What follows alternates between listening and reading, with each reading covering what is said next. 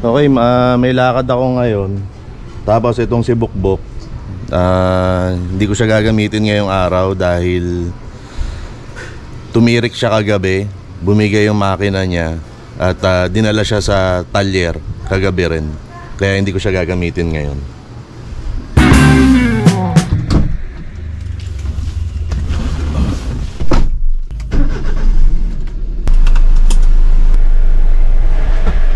Okay, nandito na naman kami sa vet dito sa clinic. Pangalawang araw na dinala namin dito si Tudi. Kailangan namin siyang dalhin dito kasi kahapon nung dinala namin siya rito, manually ay in-extract yung ihi niya dahil hindi siya nakakaihi ng mga 2 araw na. Ang sabi ng doktor ay hindi raw advisable operahan si Tudi. Kasi si Tudi ngayon ay 9 years old na. So 9 years old siya na dachshund. 2 to 3 months ago lang ay nasisaryan siya dahil nanganak siya. So wala kaming choice kundi dalhin palagi si Tudi sa vet para manually ay i-extract yung ihi niya. Ang case ni Neo, kung naalala nyo, ay hindi siya nakakadumi. At si Tudi naman ngayon ay hindi nakakaihi. Prone talaga yung mga medyo may edad na, no, na aso sa mga ganyang sakit. At ngayon ay dinala namin ulit si Tudi dito sa clinic dahil yun yung in-advise nung vet na dalhin na raw si Tudi rito para i-confine. Mula kahapon ay hindi pa rin siya umihi hanggang ngayong araw. Tapos nagsusuka siya, mainit siya so parang nilalagnat siya. Dalhin daw siya rito para ma-monitor, alam nila kung ano dapat gawin. Okay, so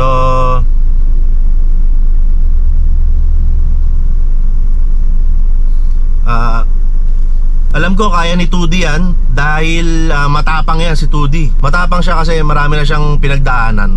Nanganak siya dati pa, tapos nakunan, tapos may mga sakit paminsan-minsan, tapos nasesaryan nung nakaraan. So itong pagkakaroon niya ng problema sa pag-ihi niya, alam ko kayang-kaya niya to. Okay, so yung pag-i-stay dito ni Tudi sa vet ay para bumalik ang kanyang lakas. Okay, so Tudi, alam ko hindi mo naiintindihan yung sinasabi ko, pero alam ko na alam mo na I trust you and I love you, Tudi. At alam kong kayang-kaya mo yan. Okay, Tudi, come on, let's go!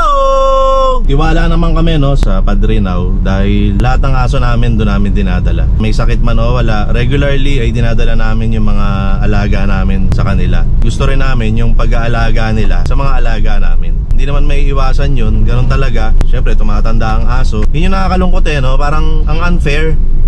Parang sana mas mahaba yung lifespan ng mga aso. Ngayon nga, that's the sad reality, no, na tatanda ang mga aso, magkakasakit, manghihina.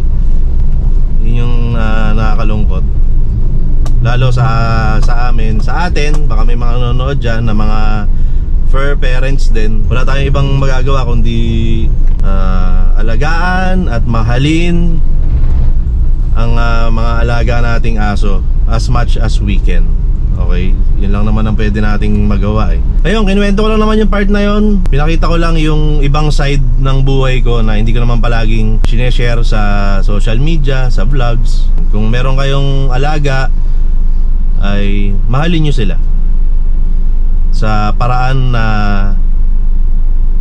kaya nyo at kaya nilang maramdaman. Diba? Kasi siyempre hindi naman nila naiintindihan yung salita natin, pero yung kilos natin, yung tono ng pananalita natin, nararamdaman nila yun. Okay, so yan lang. Okay, may lakad ako ngayon. Tapos itong si Bukbok, hindi ko siya gagamitin ngayong araw dahil tumirik siya kagabi. Bumigay yung makina niya at dinala siya sa talyer kagabi rin. Kaya hindi ko siya gagamitin ngayon. Yun yung storyline na binuo ko para hindi ko siya gamitin. So para si Sir John Engero ang magiging service namin ngayong araw na ito. Hintayin lang natin si Sir John para makita natin kung ano ang kanyang reaksyon sa aking inimbentong storyline for today. Sir John, let's go. Okay, andyan na si Sir John. Kailangan serious. Sir, saan ko po lalagay yung gitara ko? Sir, ano po, puno po sa likod Ano tol? Ano sa tol? Ayos naman. Bublog ka pala. Oo tol. Para saan ba yan? Yun nga, yung si Bukbuk nga kasi na kagabi. Yun yung pinag-uusapan dyan. Oo, tol. Lungkot nga ako nung si Bukbuk malapit sa puso ko yan. Oo, ay. Alam mo yung parang taong nagkasakit Oo. na na-hospital ganun eh. Yun, buti nga, nakauwi na kahit paano. Ako sa may lagnat pa ba? Ha? May lagnat pa? Hindi, lang pala to, nagdahilan lang. Nagdahilan lang para daw si Nikki yung gamitin niya yun. Naramdaman ko naman. Nagdahilan lang tol kasi sabi niya, boss, ayoko dun, traffic, sabi nga no. Ayun, nagdadahilan din pala yung mga sasakyan minsan tol. Sana itong si Nikki, hindi siya magdadahilan kahit kailan, no? Lagi siyang ready. Pag ito nagdahilan, totoo naman. Hindi nagdadahilan lang. Ano ba yung lakad natin ngayon tol? Alam ba nila? Alam nila? Wala pa akong sinasabi. Ikaw na magkwento tol. Alam naman nila na si Mayor TV hindi lang basta typical na vlogger. Uy, ano yan? Multi-talented. Uy, ano ba naman yan? Si Mayor TV, multi-talented yan. Kaya pupunta tayo ngayon sa studio. Para? Dance studio. Uy, hindi. Ano? Hindi tayo nasayaw. Pang dancer yung ko tol, ikaw na magsabi sa kanila. Hindi, wag ko na sabihin. Sige, abangan na lang nila. Dumiretso na tayo dun. Doon na tayo pupunta. Tara na, ganito kabilis si Nikki. Tignan niyo, pagpihit ko, nandun na kami. Nandito na tayo ngayon mga kaibigan. Nandito tayo, Guitar Pusher, Jolly Music, Syndicate Audio, ayan, Supreme Bike PH. Supreme Bikes PH. Pero ang punta natin ngayon ay sa Syndicate Audio. Let's go. Okay, para sa mga hindi nakakaalam, si Mayor TV po ay meron pong banda. Okay, so meron po kaming banda. Ang tawag po sa amin ay Butterplay. Wala pa kaming kantang na ilalabas, pero soon maglalabas kami ng sangkaterbang mga kanta. Mga kanta na talaga namang kakalabit sa inyong mga puso, maging sa inyong mga damdamin, kakalabit din sa inyong mga balikat. Basta kakalabitin kayo ng mga kanta namin. At kaya kami nagpunta dito sa Syndicate Audio para mag-record ng aming demo. Ayan, ito po ang aming banda. Ipapakilala ko po sa inyo. Ito po si Sir John. Siya po ang aming drummer. Ito naman si Rodman. Siya naman ang aming bassist. Ito naman si Marcus. Siya naman ang aming lead guitars. Ako naman po si Mayor TV. At ang papel ko po dito ay...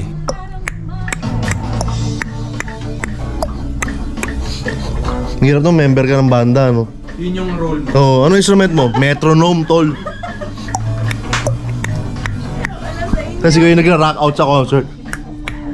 Hindi, tapos tatawagin ka ng drummer. 142 BPM ha? Oo.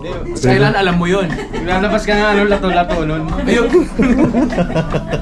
At ito naman po ang aming napakaganda, napaka-talented, napaka-busilak ng puso, napaka-matulungin, lahat ng yung mga napaka-mabuting katangian ng isang tao ay nasa kanya na. Siya po ang aming vocalist, ang napakagandang si Kate. Yan. So meron po kaming Facebook page. I-search nyo lang po yung Butterplay. Konti pa lang yung post dyan. Alam ko, cover photo pa lang tsaka profile picture. Pero sana ay like and follow nyo na po para maging updated kayo, no? Pagka maglalabas na kami ng aming mga awitin. At syempre, pagkatapos namin mag-record nun, meron pa akong isa pang recording. Ibang araw naman ito. Nagkita naman kami ng aking kaibigan, ng aking kapatid na si Aiki. At nag-record din kami ng isang kanta. Kung saan at kung kailan lalabas yung kanta na yan na nirecord namin ni Aiki ay abangan na lamang po natin, mga kapatid. Mula nung dinala namin si Tudi sa vet, 2 araw na yung lumipas. 2 days na si Tudi sa vet. Naka-confine siya ron. Pupuntahan namin siya ngayon. At titignan namin kung ano yung lagay niya. Although, nag-update naman yung vet sa amin, nagsisend sila ng pictures, nagsisend sila ng videos. Pero syempre, iba pa rin pagka pupuntahan mo at makikita mo. Kasama namin si Neo ngayon. Kung marinig ninyo, may paiyak-iyak pa si Neo dahil siguro na-miss niya si Tudi dahil ilang araw nang wala sa bahay. So, ayan si Tudi, umaliwalas na yung mukha niya. Hindi tulad nung dinala namin siya rito sa vet, talagang may sakit yung itsura niya. Ngayon, kahit paano, medyo okay na siya. Yun nga lang, hindi pa rin namin siya pwedeng iuwi dahil hindi pa rin siya nakakaihi sa sarili niya. Pero ganun pa man, ay napakalaki na ng development kasi nga, wala na siyang lagnat. Tapos mukhang okay naman siya, mukhang happy naman siya. Although yung itsura na yan ni Tudi, sigurado gustong-gusto niya nang sumama umuwi. So kung umabot ka dito sa part na to, mag-comment ka naman dyan ng Tudi, ARP. Basta mag-message ka dyan para kay Tudi. Sabi ko nga kanina, kahit na hindi naman niya naiintindihan kung ano yung sinasabi natin, yung damdamin natin, naiintindihan nila. Let's go, Tudi! ARP! Bahala na kayo dyan. Let's go!